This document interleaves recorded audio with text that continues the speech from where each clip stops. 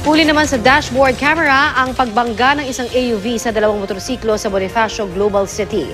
Sa kuha po ni Nick Ulyapko na kumalat sa social media, makikita na papatawid ang mga motorsiklo sa intersection matapos mag-green ang traffic light.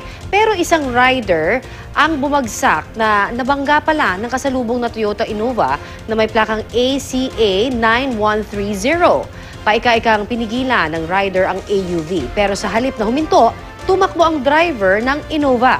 Iniliko ang AUV sa kabilang direksyon para tumakas. May isang rider pa ang pumigil pero nabundol din ito ng AUV. Ayon kay Superintendent Celso Rodriguez ng Taguig Police, nakipag-ugnayan na sa kanila ang nagmamaneho sa AUV na si Edgardo Hurna. Ayon sa driver, natakot daw kasi siyang baka kuyugin siya ng mga rider.